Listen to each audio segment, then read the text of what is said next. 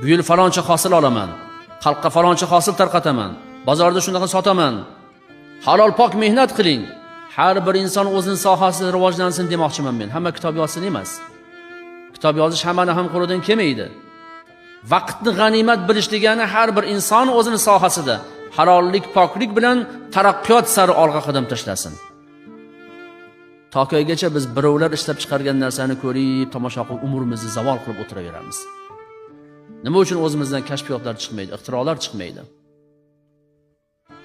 Abdullah ibn Mas'ud radhiyallohu anhu aytar ekanlar: "Ma nadimtu ala shay'in nadami ala yawmin gharabat fihi shamsuhu, naqasa fihi ajali va lam yazdad fihi amali." Quyosh botib, kunim o'tib, menga berilgan muhlat qisqarib, unda amalim ziyoda bo'lmaganiga achinganim kabi biror narsaga achinmadim debdilar. Kechagi kunimizdan bugungi kunimiz afzalmi? Afzal bo'lsa faxrlanishga haqqimiz yo'q. Yana ham afzal qilishga imkoniyatimiz bor edi, lekin yana ham afzal qila olmadik. Ozgina ziyoda bo'ldi xolos. Endi ertangi kunimiz bugungi kunga nisbatan ancha ziyoda amal bilan kutib olishga harakat qilib, rejani qo'yishimiz kerak oldimizga. Shunda yutuq bizniki bo'ladi.